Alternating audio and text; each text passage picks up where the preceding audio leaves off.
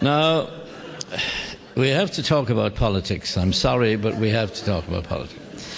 And politics have become very, very, well, they're not really interesting, but there's a lot of old guff about them anyway. And the thing was, the two by-elections pending, as they say. Why do all elections pend?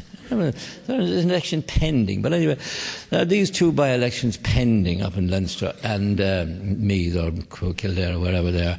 Like all elections, they will give rise to an outbreak of orthodontal mendacity with concomitant rectal verbosity, which means lying through your teeth while talking through your arse.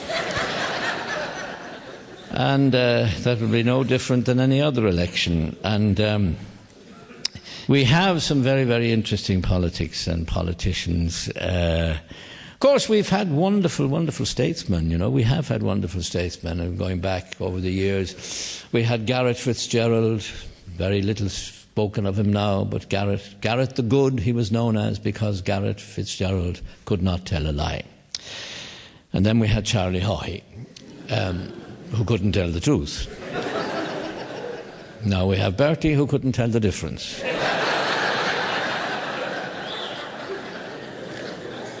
And even if he could, he wouldn't. And even if he did, he wouldn't know what he was talking about. And neither would he. So what's the difference? But I mean, Bertie is a very, very interesting man, because remember when he went to China and he had his then consort with him, Celia, whose sort of position was sort of undetermined, so to speak. And he was photographed in the Irish Times, the two of them, with the Chinese Prime Minister standing on the Great Wall of China. And we can only imagine the conversation. The Chinese Prime Minister saying, "Oh, Mr. Taoiseach, oh, very welcome to China. And you're very welcome now. Welcome to your charming wife." Well, she's not my wife. She's your charming secretary. She's not my secretary. She's kind of, well, she accompanies me on these trips. Your takeaway.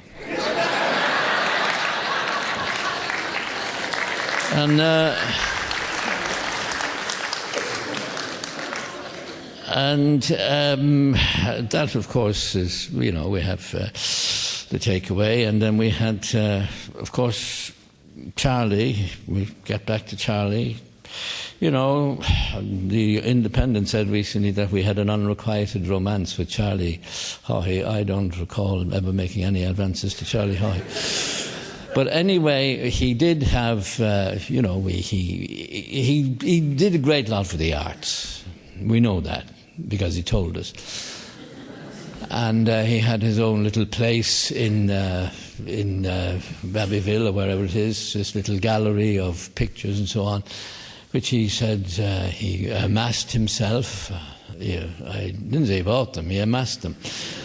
And there they were, and he used to say to people, "This is my retreat. This is my little refuge," he said, "and all these works of art, these paintings, I regard them as old friends, and I treat them like old friends. First I frame them, and then I hang them."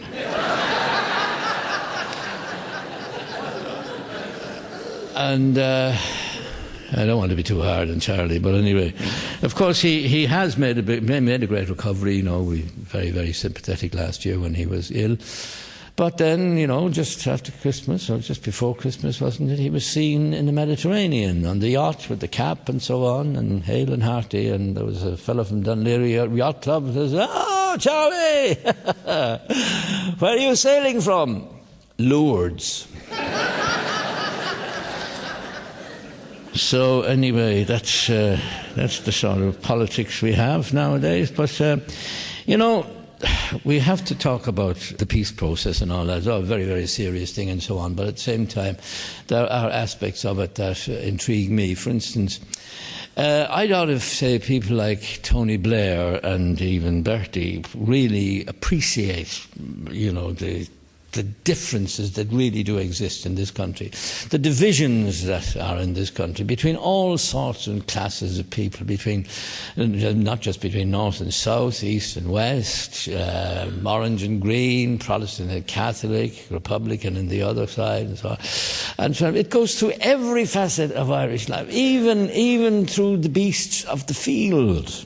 You have these divisions. Even the very fowl of the farmyard have their divisions. Did you know that there are such things as Republican hens? Oh, yeah. And orange hens, oh, yes. You go into a farmyard, you see a little caucus of Republican hens in a corner, and they're sort of